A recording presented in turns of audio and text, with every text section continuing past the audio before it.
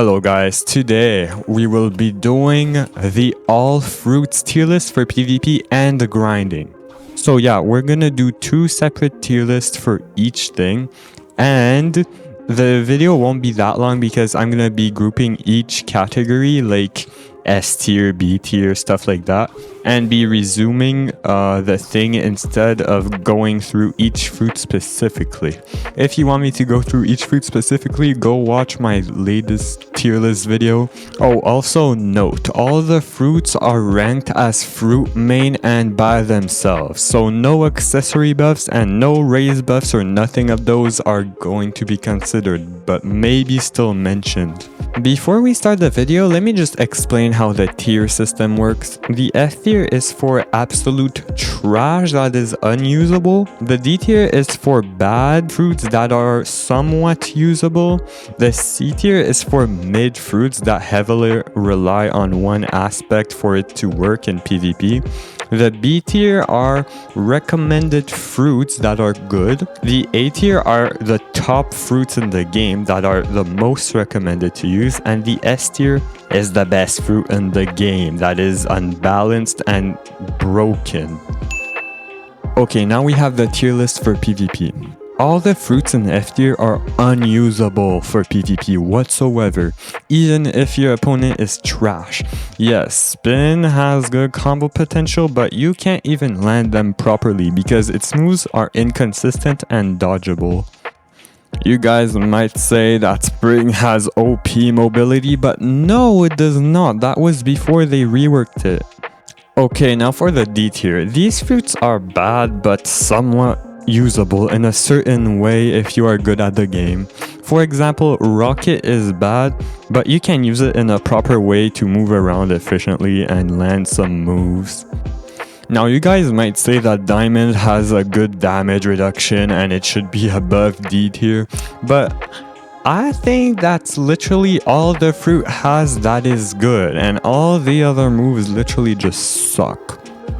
C tier. These fruits can't do a lot without combos except control, but once you do land a combo, they are cooked. Each of these can be used in a different way, and a lot of people use fruits like Ice because they are easy to use thanks to their good combos. It's just that combos are not everything in this game, you know what I mean? Okay, now you guys are probably gonna disagree with a lot of the fruits I put in C tier, so I'm just gonna say stuff right now.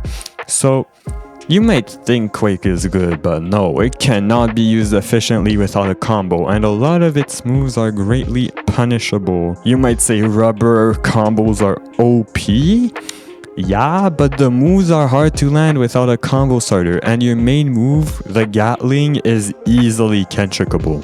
Now for control, you might say that it has good combos and good potential. Like, to be honest, its potential is quite low, and its combos are quite hard to land with almost none of them being one shot. And now for Sand, yeah, I know it has OP combos, but you need to have exceptional aim to be able to hit its moves in the air so it can easily get countered. The fruits in B tier are all above average and recommended to use for anyone. Most of them have OP combos and some of them are just made to spam. Each of these fruits specialize in a certain thing. For example, AoE, range, damage, stun, heal, etc.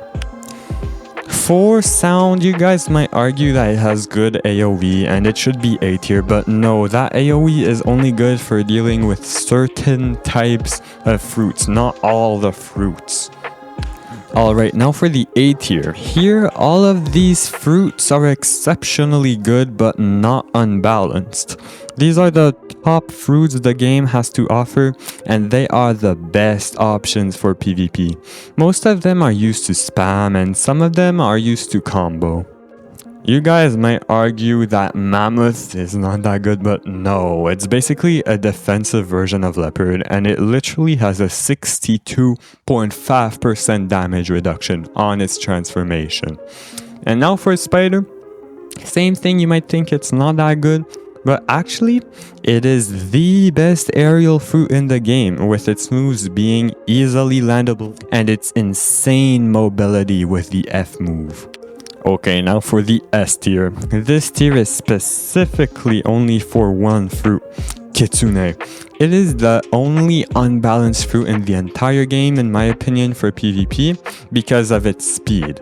This makes sense because the devs definitely wanted to gain a lot of money from people buying this fruit, and they're probably going to make dragon rework extremely OP too because they want that bread, you know what I mean? Okay, now for the tier list for grinding. This one's gonna be simple. So in the F tier we have these. They are all trash and unusable for grinding. If you're using this for grinding, just give up, okay? Okay, now for the D tiers. These are somewhat usable for grinding, but still very trash and don't recommend for grinding. Now, on the C tier, any elemental fruit is going in this tier because of the natural immunity it has against non-hockey NPCs, which is good. There are also non-elemental fruits in here because they're just good for grinding. You guys might question Portal because it's apparently trash, but actually its F move is not that bad, so yeah. Okay, now for the B tier. All the fruits in here are very good for grinding. I mean, above average. They barely knock back and have functions which make it easier for you to grind with them. Okay, now for the A tier. All these fruits are the best for first C if you're grinding with them. And they all have their unique aspects which make them very good for grinding. These are the top fruits. And now for the S tier, these ones are the absolutely broken fruits for grinding. Now this includes Buddha and Magma. Buddha just has like a game-breaking range on the click move, which makes you be able to grind without getting damaged at all, and it's super easy. Then you have Magma fruit. This fruit does insane damage. It's unbalanced for grinding. So yeah. Okay guys, that was all for this video. Hopefully you agree with me, and yeah, I agree with myself. State your own opinion in the comments, and bye guys.